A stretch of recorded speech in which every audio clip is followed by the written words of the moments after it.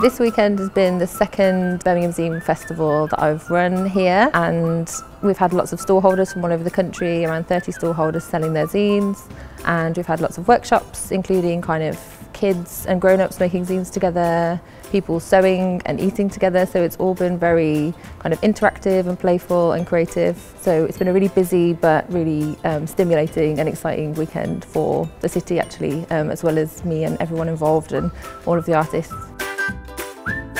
We've been making zines for about 2.5 years now. They're sort of music memoir zines, so called Lunchtime for the Wild Youth. So about the music I used to listen to and the gigs I used to go to, and I do all the writing and type it up on an old typewriter, and Robin does all the drawings. It's been so amazing. Brum Zine Fest is just excellent.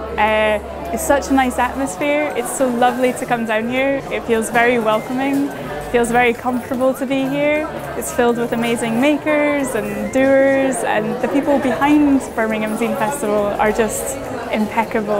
We've always really enjoyed how inclusive they are and how accepting of, because it's quite different what we do, but people always want you to find out what you do, and it's really always really fun to go and do these events.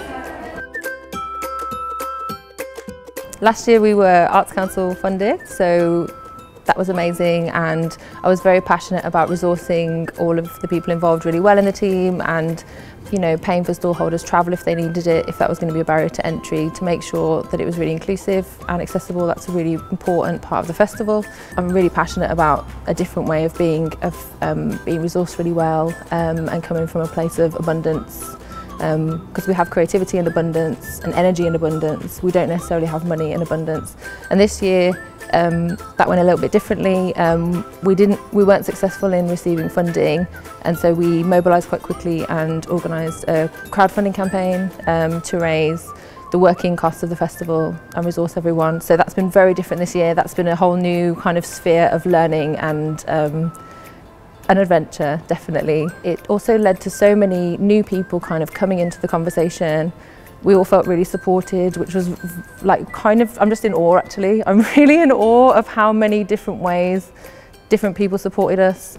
It's given us the confidence to think that we don't necessarily have to have the kind of really strict or kind of firm funding in place, and that maybe it can happen in a way that it will happen, it's just what form it happens.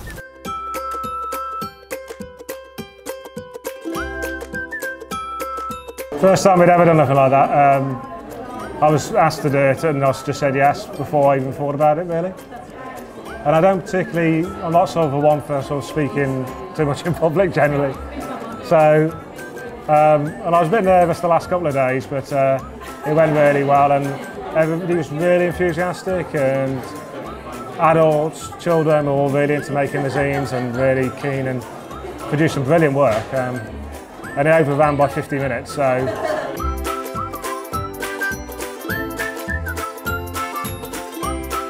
I'm Lizz Lunney, and I've come back to Birmingham to come to Birmingham Zine Festival. It's the launch of my new book that's just come out. Really excited because I was the founder of Birmingham Zine Festival, and so I wanted to see what had happened to my baby as it went off into the world. I feel that the reason I like zines so much is because you can be honest and you can be anything that you want to be. There's no middleman, there's no person telling you what you have to write for mainstream to make money. It's just, you can be yourself, and I think we live in a world where you're not allowed to be yourself all the time. You have to be something that the world wants you to be. You have to be put in a box, and zines is the opposite of this. You're allowed to be yourself all the time, and I think that that's why they're quite an important thing to exist for everyone and for society moving forward.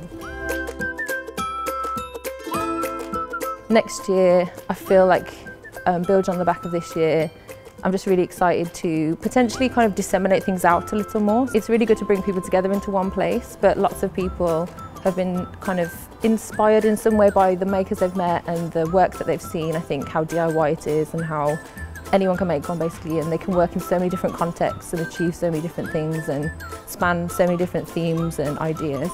And so I'm really interested in sort of zines spreading much more across the city, so smaller venues maybe hosting their own events and stuff under the Zine Festival banner. I'm kind of interested in how that might shape kind of over the next year, rather than thinking just in 1 year's time we'll do this. I'm kind of interested in the whole landscape and ecosystem. The one word to describe the festival this year, I think, would be victorious. Excited. Exquisite. Inspiring. In a word, how could I sum up this weekend? Just exciting.